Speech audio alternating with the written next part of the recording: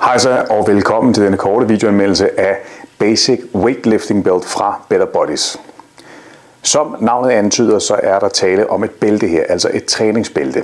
Det her bælte adskiller sig lidt fra mange af de andre, man får fra Better Bodies, i og med, at det er en mere old school version lavet i læder. Det ser således ud.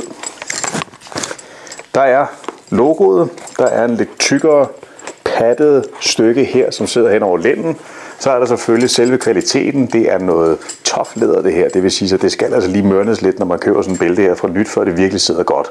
Men det er jo hele essensen og charmen af at have et læderbælte. Det er, at det kan tåle mere. Det er mere robust end de andre bælter. Og det er også derfor, de kalder det et weightlifting belt, og ikke bare et almindeligt træningsbælte. Fordi det er altså også typisk, at den her slags bælter, der bruges af folk, som træner meget, meget tungt, og som virkelig udsætter deres bælter for ekstremt hårdt tryk og pres. Der er, som I kan se her, 2 huller, der passer med de 2 hernede. Og det er meget simpelt, ligesom man kender det fra almindelige bælter. Bæltet hen over lænden godt nok. Det skal ikke sidde ned og sidde om hoften. Kommer det ned og sidde om hoften, så mister det sin effekt. Det vil sige så op omkring lænden, og så spænder man ellers til.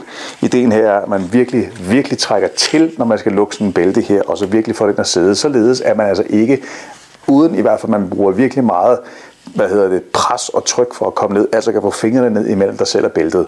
Hvis de bare smutter ned af sig selv uden større problemer, så sidder bæltet ikke stramt nok, og det kan til med også være et tegn på, at man skal have et bælte i en mindre størrelse, hvis man allerede har spændt det så meget, som man kan, og man stadigvæk kan få fingrene ned imellem her. Men ideen med at bruge bælte i det hele taget handler jo primært om, at man får noget mere sikkerhed, noget mere stabilitet og noget mere effektiv træning, når man har det her bælte siddende. Når man nu træner tunge ting, som f.eks. ben eller ryg for den sags skyld også, så er der jo et vist tryk, man sætter ned over det, man kalder muskelkorsettet, som sidder hele vejen rundt her. Jo mere man kan holde det tryk, som også kaldes bugtrykket, jo bedre mulighed er der for at træne sikkert og effektivt.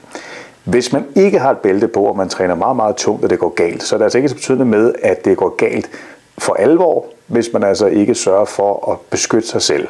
Ideen med bæltet her er jo som sagt, at når man har det på, det er lidt ligesom vi plejer at sige, hvis man kører bil, og man ikke har sikkerhedssele på, og det går galt, så er der altså her, at ulykken den virkelig er ude.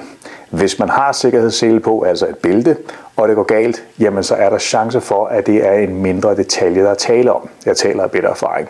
Så vores råd er helt sikkert, at hvis du i forvejen står og skal bruge et bælte, og du måske endda træner meget, meget tungt, og du samtidig har en idé om, det skal være noget robust, det skal være læder, det skal være old school, så kunne et Basic Weightlifting Belt fra Better Bodies helt sikkert være noget for dig.